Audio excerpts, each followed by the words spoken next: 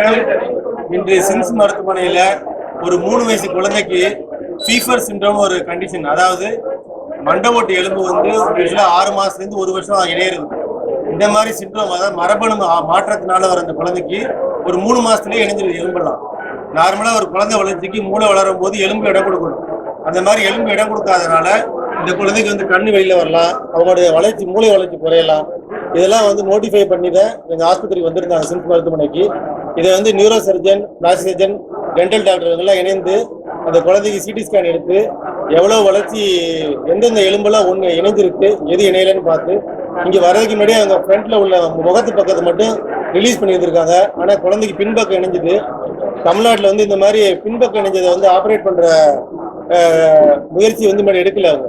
இப்போ வந்து இதுக்குன்னா தனியாக இம்ப்ளான்ட்னு வந்திருக்கு. இம்ப்ளான்ட்டு இதை வந்து அந்த எலும்பு இணைஞ்சதை ரிலீஸ் பண்ணிட்டு அதுக்கு ஒரு பிளேட் போட்டு ஒவ்வொரு நாளும் ஒரு 2 மில்லிமீட்டர் டாக்டர் சொன்ன மாதிரி அதை வந்து ரிலீஸ் பண்ணுறோம். ஒரு மாதத்துக்கு கொஞ்சம் கொஞ்சமாக ரிலீஸ் பண்ணும்போது அந்த எலும்பு வந்து கொஞ்சம் கொஞ்சமாக விட்டு கொடுக்கும்போது மூளை வளர்ச்சி வந்து மூளை உட்கார்றதுக்கு ஒரு இடம் கிடைக்குது. இந்த ஸ்பேஸ் வரும்போது இந்த குழந்தையோட வளர்ச்சி ஆட்டோமேட்டிக்காக வரும். அதாவது இந்த மாதிரி குழந்தைங்க வந்து டிலேடு மைல் ஸ்டோன்.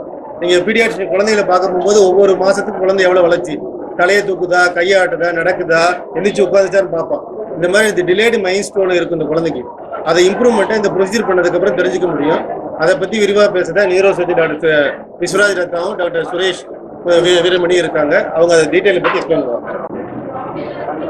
ஸோ அந்த சைல்டு வந்து எங்கள்கிட்ட வரும்போது ஆல்ரெடி ஃபர்ஸ்ட் ஒரு சர்ஜரி முடிஞ்சிருச்சு அவங்களுக்கு.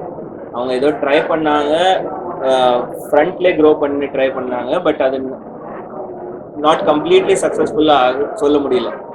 ஸோ அதனால என்ன இருக்குன்னா, நிறைய இடத்துல பிரெயின்ல க்ரோத் இருக்கு, பிரெயின்ல சில இடத்துல க்ரோத் இல்லை, அங்கே எல்லாம் போன் டேமேஜ் இருக்கு. ப்ளஸ் கண், ஸ்பெசிஃபிக்லி கண் பார்த்தீங்கன்னா நல்லா வெளியே வர மாதிரி இருக்கு, அப்படி பாப் அவுட் ஆன மாதிரி இருந்துச்சு. அதே மாதிரி பேக் ஸ்கல் வந்து ஃப்ரண்ட் டு பேக் பார்த்தீங்கன்னா ரொம்ப சின்னதாக இருக்கும். அண்ட் ஃபேஸோட நடுவில் இங்கே பார்த்தீங்கன்னா சீக்ஸ் ஏரியா, கண்ணத்து பக்கம் பார்த்தீங்கன்னா அதில் எதுவுமே இருக்காது, ஃப்ளாட்டாக இருக்கும் அது. ஸோ ஒரு சீக் போன் அந்த மாதிரி சொல்கிறோம் இல்லைங்களா, அது எல்லாமே எதுவுமே இல்லாமல் தான் அவங்களுக்கு. ஸோ இந்த மாதிரி குழந்தைங்களுக்கு நிறைய நியூரலாஜிக்கல் ப்ராப்ளம்ஸ் வரலாம். ஆஸ் பேசிக் வந்து ஒரு தலைவலியிலேருந்து ஸ்டார்ட் ஆகும். பட் அதுலேயே நிறைய ஃபர்தர் ப்ராப்ளம்ஸ் அதிகமாகிட்டே இருக்கும்.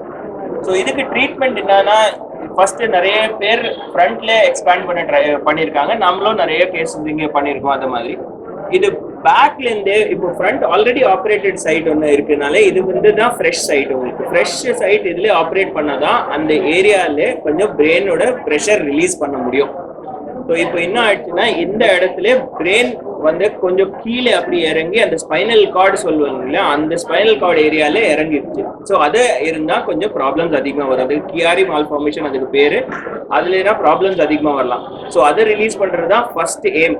அப்போதான் ஃபர்ஸ்ட் சைல்டுக்கு கொஞ்சம் பெட்டர் லைஃப் இருக்கும்.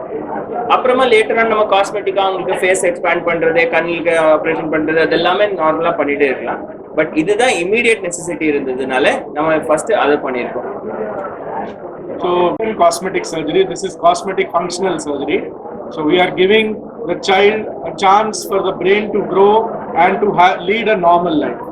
So this is a rare procedure, very out of the box procedure, where the bone is slowly expanded so that the brain also slowly expands along with it, and all the Chiari malformation problems are solved.